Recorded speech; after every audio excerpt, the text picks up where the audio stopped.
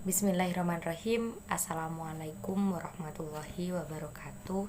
Saya di sini akan mereview jurnal yang berjudul tentang pandangan Al-Quran dalam menyikapi sikap bohong.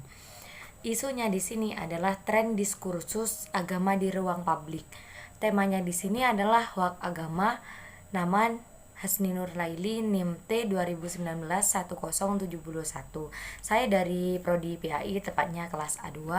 Identitas jurnal yang kami review ini bervolume 2, nomor 2, halamannya pada 209 sampai 222, bersinta 2. Yang selanjutnya yaitu kegelisahan penulis. Penulis ini memandang zaman sudah semakin canggih akan media sosial atau teknologi. Dengan kemajuan teknologi ini, kita itu mempunyai kebebasan dalam berkomunikasi, akan tetapi kebebasan ini digunakan untuk menyebar fitnah atau ini yang dinamakan berita hoax.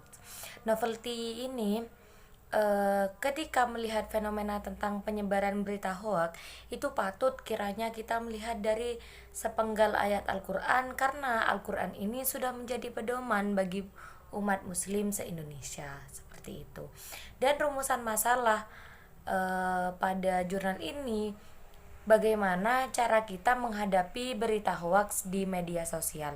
Teori yang menganalisis data ini, Ismail D. Norman, Menses Aikin, Fedbinka itu mengungkapkan bahwasanya pembahasan Al-Quran dan hoax ini terkait dengan penjelasan Al-Quran dalam menghadapi penyebaran berita bohong. Dikarenakan dalam beberapa tulisan sebelumnya itu banyak yang sarjana menyinggung masalah-masalah ini, dan juga Al-Quran itu, dalam masalah pandangan Al-Quran itu, dalam menyikapi berita bohong itu, kita penting kita melihat Al-Quran, karena Al-Quran ini itu tadi adalah pedoman bagi umat muslim di Indonesia, seperti itu. Temuan ini menurut sebuah survei yang dilakukan pada tahun 2017, berita hoax ini tersebar pada situs-situs internet sebanyak 34,9%.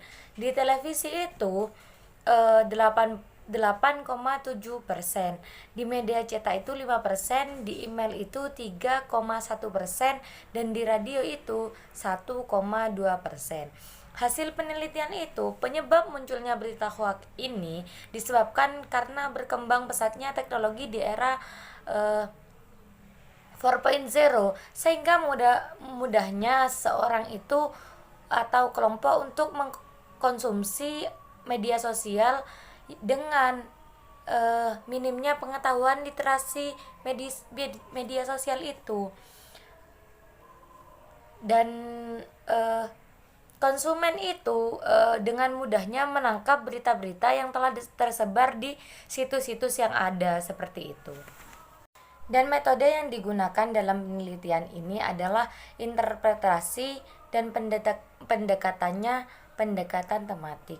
Teknik pengumpulan datanya itu menggunakan survei dan observasi, dan subjek penelitiannya itu adalah hoax dan agama, seperti itu.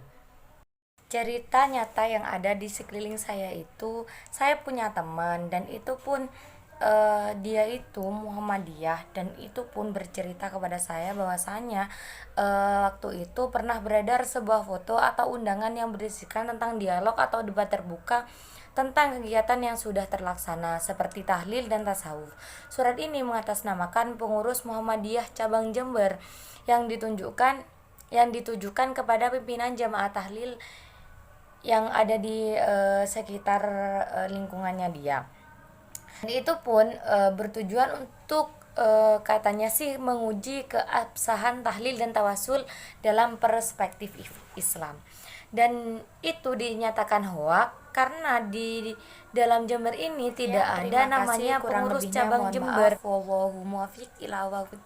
Wassalamualaikum warahmatullahi wabarakatuh.